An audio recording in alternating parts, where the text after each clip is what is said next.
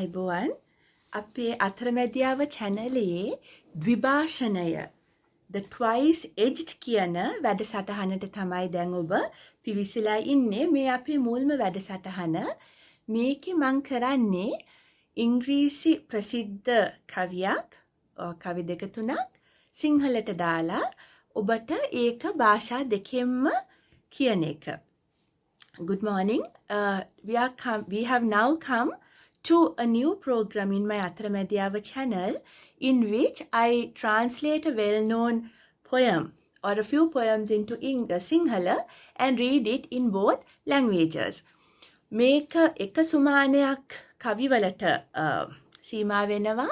දෙවනි සුමානේ මම යම් විශේෂ ව්‍යාකරණ ක්‍රියා ප්‍රභේදයක් හඳුන්වා දීම සඳහා ලිවූ පොඩි නවකතාවක් පරිච්ඡේදයෙන් පරිච්ඡේදය ඔබට කියවලා ඒකේ තියෙන මොන ප්‍රභේදයේද මං ඒ පොඩි ලිවීමේ අවධානය යොමු කරේ කියලා ඒකත් මං කියන්නම්. එතකොට මේක දෙවිධයකට සිදු කෙරෙනවා. එකක් කවි තුලින්, එකක් මේ පොඩි නවකතාව තුලින්. නවකතාව සහ මේ කවි මේ ද්විභාෂණය the twice edged කියන වැඩසටහනේ ලිඛිත printed form එක කියන්නේ ඔබට කියවන්න අවශ්‍ය නම් ලක්ෂ්මන් පියසේන විසින් අද දින සිට එළි දක්වන අලුත් පත්තරයක මේකේ printed version එක යනවා. ඒකේ link එක ඉන්ටර්නෙට් එකට ගිය දවසේ මම comment section එකේ දාන්නම්. හැබැයි මේ පත්තරේ මොකක්ද කියලා හොයාගෙන ඔයගොල්ලෝ ඒක බැලුවොත් මේකේ printed version එකත් මේකේ ලිඛිත කියන්නේ කියවන්න අවශ්‍ය ලිඛිත ස්වරූපයටත් මේ කවි ඔබට හොයාගන්න පුළුවන් වෙයි. ඇයි මම මේ ද්විභාෂණය ඔබට පහසුවෙන් තේරෙයි. භාෂා දෙකක් කියන අර්ථයෙන් ඒ සිංහල නම අපි හැදුවේ. මම මේකට ඉංග්‍රීසියෙන් කියන්නේ the twice edged කියලා.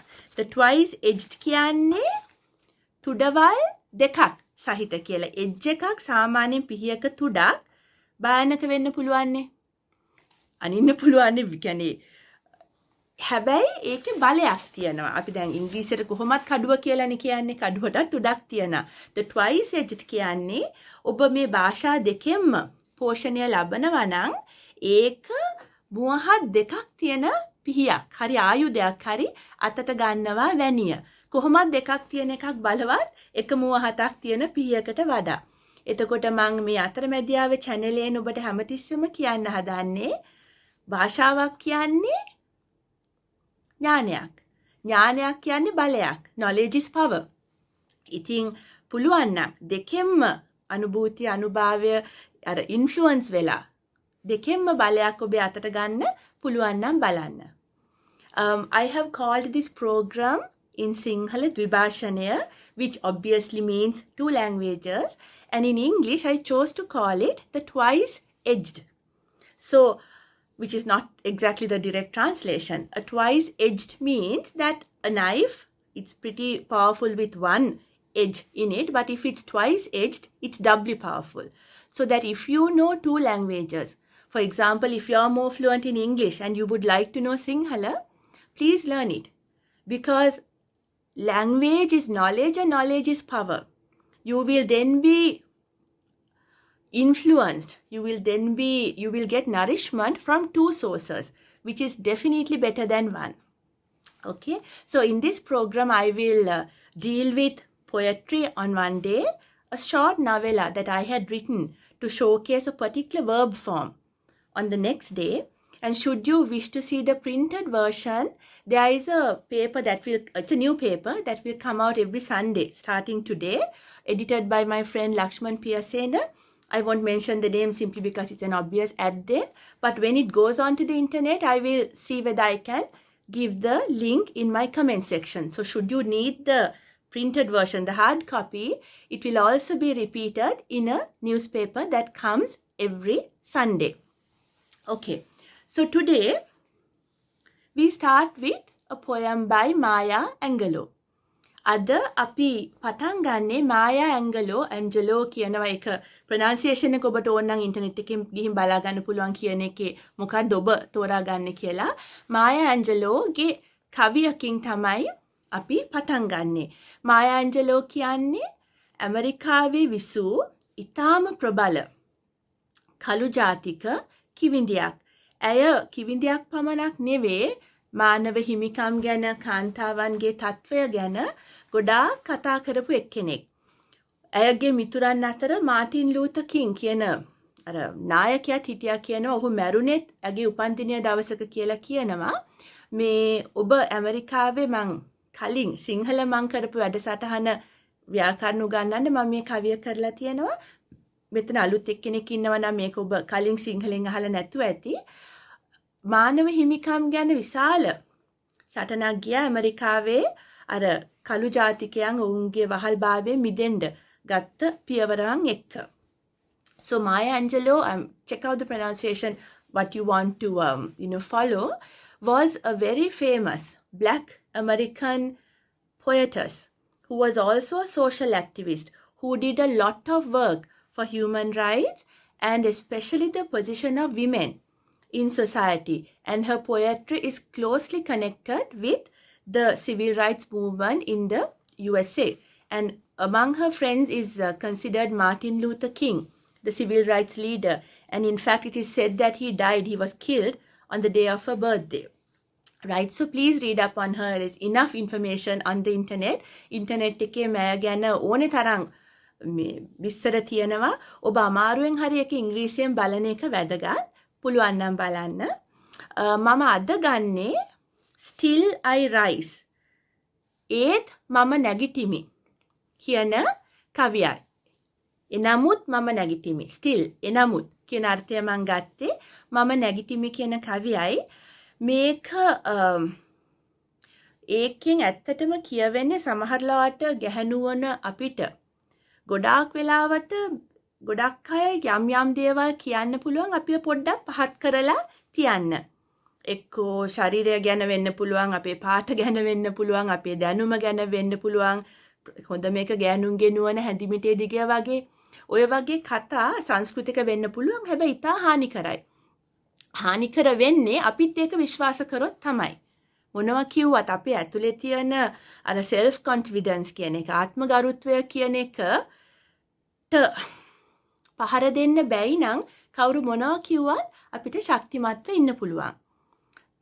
So this poem is called Still I Rise. It's a very well-known poem and it addresses the issue of how a woman can remain strong despite what others might tell her. And very often if you are a woman in this country or even if you are a male who understands the problem of women in this country, you will know that many things are very often said to put them down.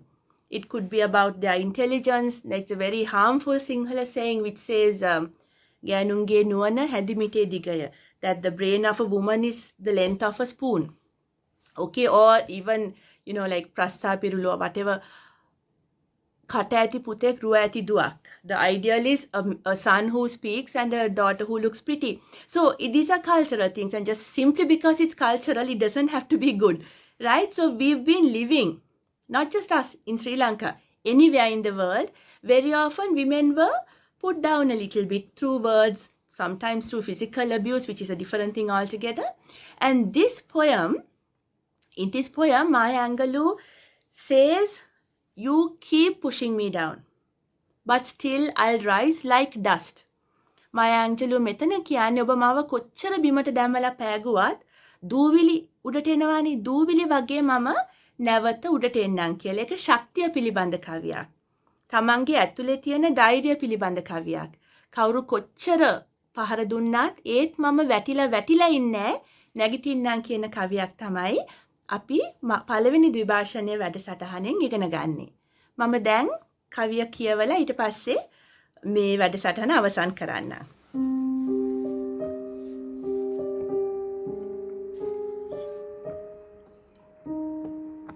Still I rise. Maya Angelou. You may write me down in history with your bitter, twisted lies. You may trod me in the very dirt, but still, like dust, I'll rise. Does my sassiness upset you? Why are you beset with gloom? 'Cause I walk like I've got oil wells pumping in my living room?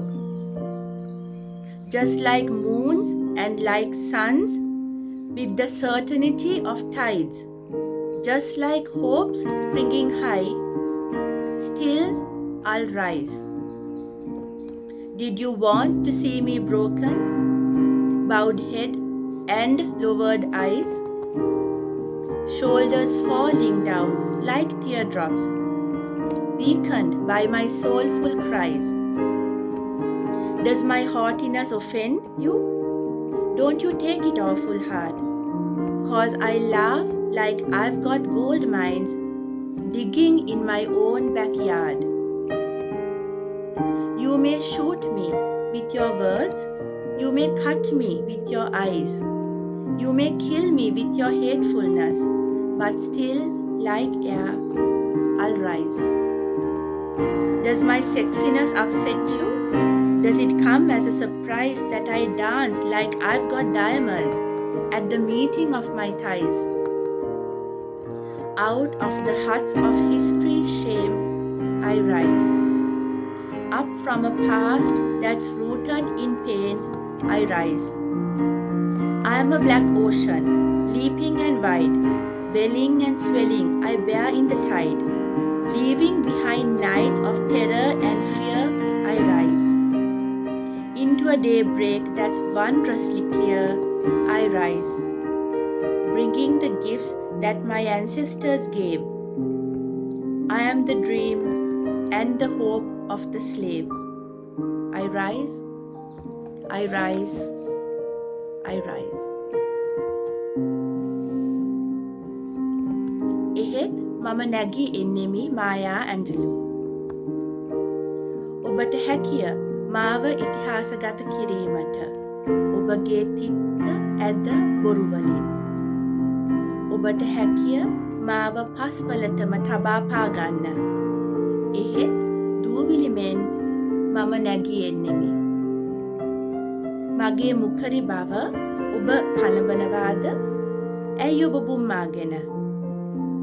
මම ඇවිදින හින්දාද තෙල් නිදි ඇතුවක් මෙන් ගැහෙමින් මගේ විසිත්ත කාමරයේ. සඳවල් මෙන් ඉරවල් මෙන් මුහුදු වඩදිය සේස්තිරව ඉහළ යන පැතුම් මෙන් තවමත් මම නැගී එන්නෙමි. මාව කැඩී තිබෙනු ඔබට දකින්නට අවශ්‍ය වුණිද? ඔළුව නමාගෙන ඇස් පහතට කර කඳුළු බිඳුමෙන් කඩා හැලුණු උරහිස් සහිතව මගේ හැඟුම්බර හැඬීමෙන් දුර්වලමු. මගේ ආඩම්බරය ඔබට නිගරුවක්ද? එය තදින් හිතට නොගනින්න. කිමද මම සිනහ වෙන්නේ මට රන් නිදි තියනවාක් මෙන් කැනීමට මගේ ගෙවත් එහිම. ඔබට ඔබේ වචනවලින් මට වෙඩි තැබීමට හැකිය. ඔබේ නෙත්වලින් මාව කැපීමට හැකිය. ඔබේ වෛරයෙන් මාව මැරීමට හැකිය. එහෙත් වායුවමෙන් මම නැගී එන්නෙමි. මගේ කාමුක බව ඔබට කරදරයක්ද? ඔබ පුදුමයට පත්වෙනවාද? මම නටන්නේ දියමන්ති තියනවාක් මෙන් නිසා මගේ දෙකලව හමුවන ස්ථානයේ. ඉතිහාසයේ ලැජ්ජා ගුබ්බෑයම් වලින් මම නැගී එන්නෙමි. වේදනාව මුල් වූ අතීතයකින් මම නැගී එන්නෙමි. මම කළු සාගරයක් වී උඩ පනින පුළුල් විශාල වෙමින් මම බඩදියෙහි රැඳෙමි. වියසුළු බව හා භයංකාරත්වය පිරි රාත්‍රිය පස කළා මම නැගී එන්නෙමි. ඉතා අලංකාර පැහැදිලි වූ අලු යමකට මම නැගී එන්නෙමි. ගෙන එමින් මගේ මුතුන් මිත්තන්ගෙන් ලත් තෑගි. මම වෙමි වහලුන්ගේ සිහිනය හා පැතුම. මම නැගී එන්නෙමි. මම නැගී එන්නෙමි. මම නැගී එන්නෙමි. බොහොම ස්තුතියි.